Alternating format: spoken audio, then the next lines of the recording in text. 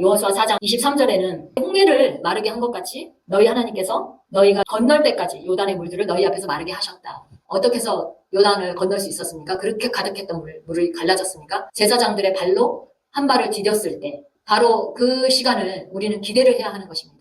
우리가 세상을 살면서 어렵고 힘든 일 가운데, 두려운 일 가운데 있습니다만 하나님의 기적을 항상 생각하면서 하나님께서 가라고 하신 길이 맞아, 이 길이 맞다고 생각하고 갈 때는 하나님께서 나를 바로 계속해서 인도해 가신다는 겁니다. 별다른 특별한 일이 없을 때는 그냥 지금 현재 상황을 계속 유지한다는 것은 그래도 내가 바르게 가고 있다, 이렇게 생각해 볼 수 있습니다. 그러면서 중간중간 어떤 일이 벌어지느냐, 약간 이렇게 주어지고 또 어떤 것을 약간 버리게 하시고 이렇게 하시는 것이지 극단적으로 우리가 이것을 확 버려버리고 없애버리고 이렇게 하시지 않습니다. 우리가 바르게 갈 때에는. 그러나 우리가 잘못 가고 있을 때는 극단적인 상황이 나타날 수 있습니다. 왜냐하면 하나님께서 그 길에서 돌이키게 하기 위해서 우리를 극단적인 상황으로 몰아가실 때도 있습니다. 극단적인 상황이 벌어진다는 것은 잘못 가고 있다는 거죠. 그러나 그 선택은 내 선택일 수도 있는 것입니다.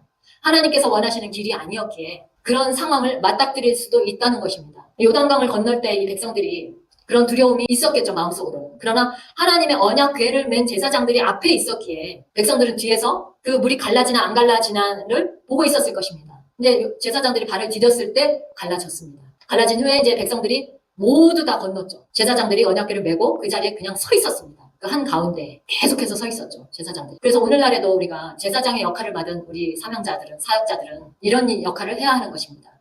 두려움이 있고 앞에 요단강에 찰랑찰랑하고 이럴지라도 하나님께서 내게 주신 사명, 우리가 그것을 감당하기 위해서는 발을 디뎌야 되는 것입니다. 거기에 하나님께서 가라고 하신 저 건너편에 여리고가 있고 이 앞에 요단강이 가득가득 물이 찬 흘러 넘치게 생긴 요단강물이 있을지라도 우리는 거기에 발을 내디뎌야 한다는 것입니다. 그래야 기적이 일어나는 것이고 그래야 나를 따르는 이 백성들이 가나안 땅으로 입성할 수 있게 되어지는 것입니다. 이 제사장들이 두려워서, 먼저 간 선구자들이 두려워서 발을 내딛지 못하고 좌로를 쳐다보고 우측을 쳐다보고 뭐 좀 다른 길이 없나 건널 수가 없습니다. 돌아서 갈 수 있는 길이 없다는 것입니다. 하나님의 길은 때로는 돌이킬 수도 있고 때로는 돌아갈 수도 있고 하나님께서 1세대들을 광야에서 직선으로 갈 수 있는 길이 있었습니다만 돌아서 가게끔 하셨다고 했습니다. 왜? 그들이 전쟁을 모르니까. 전쟁을 이집트에서 한 번도 치러본 적이 없었기에 전쟁을 경험하게 됐을 때 두려워서 이집트로 돌아갈까 염려해서 하나님께서 광야길을 돌리셨다고 하십니다. 하나님의 계획은 우리는 모릅니다만 그러나 너희 앞에 여리고가 있고 건너야만 하는 요단강이 있을 때는 발을 디뎌라, 이렇게 말씀하십니다.